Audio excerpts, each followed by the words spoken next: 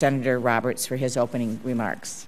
Madam Chairwoman, I appreciate your calling this hearing today, which focuses on the center of America's dinner plate and the 860,000 folks that make up this nation's 100-plus billion livestock industry. The livestock sector is a driver of the agriculture economy, also a major reason agriculture has had a substantial success in the export market. Unfortunately, despite this unmatched success, the livestock industry has been under regulatory attack.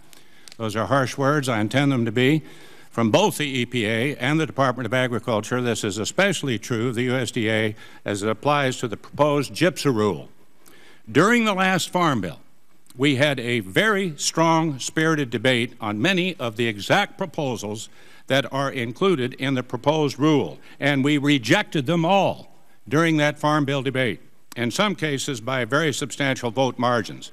Let me repeat that. The exact proposals that are included in the proposed rule, and we rejected them all, in some cases by a substantial vote margin. So much for congressional intent. Despite the strong, clear, bipartisan congressional statements and intent on this topic, the administration went forward in direct opposition to these congressional actions. I do not want to call into question anyone's motives. Let me make that clear. But I must say that the actions of the USDA on this rule and the past activities of GIPSA Administrator J. Dudley Butler as a lawyer in the private sector call into question the Department's impartiality on this issue. Frankly, Secretary Vilsack wasn't here for the last Farm Bill debate.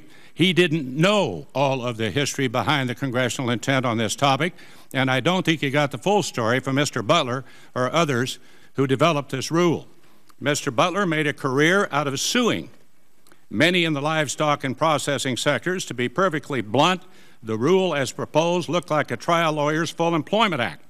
Better yet, I'll read a quote from the Administrator Butler, regarding the core of the material in the rule. His quote, "That's a lawyer's dream, a plaintiff lawyer's dream." He was a plaintiff lawyer.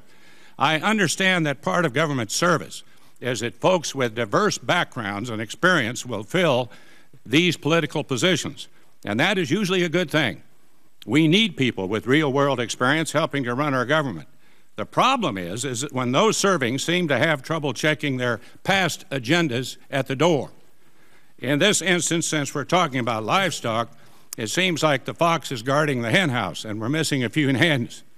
As a result, we are looking at a proposed rule that is undoubtedly major in its economic impact and which threatens to undo years of livestock marketing arrangements that have benefited both livestock producers and consumers.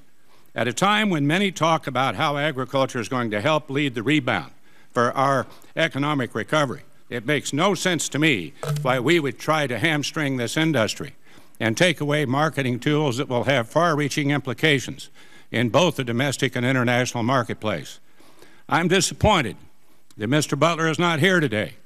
I do know, however, that the USDA Chief Economist, Dr. Joe Glauber, is a straight shooter. He's here, and he will give us honest answers to our questions.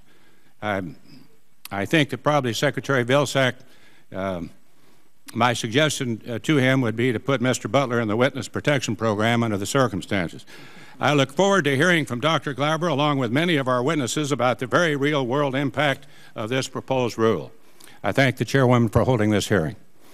Just say we need to keep pushing on those trade barriers as we are moving forward and looking more broadly at trade. Senator Roberts. Dr. Glauber, I know that you are an economist, and thank you for your contribution. Thanks to all of you and your dedication and your hard work. I want to follow up on the commentary by Senator Johans. It troubles me. In April, there was a meeting, and Joe, you were there, and the Office of General Counsel, others, and the question was raised in regards to the GIPSA rules, reflecting just precisely what the Congress did not want in regards to congressional intent. And I think we were told at that particular time that the face of the statute was such that congressional intent did not matter. Now, if that's the case, I guess my question to all of you, and I'm not going to have you answer this because it's not within your purview and not your pasture, but if that's the case, Do conferences matter between the House and Senate? Do amendments matter? Do these hearings matter? Do we matter? Do votes matter in regards to what was passed, what was defeated? For the life of me, I do not understand the Office of General Counsel or whoever spoke at that particular time or whatever group of lawyers spoke at that particular time telling us that we do not matter in regards to congressional intent because the face of the statute was such that we didn't matter. I tell you, the face of the statute is an ugly statute. Now, I don't know if any one of you want to try that one. That's just a speech by me with about 23 seconds left to go, but that makes me hot.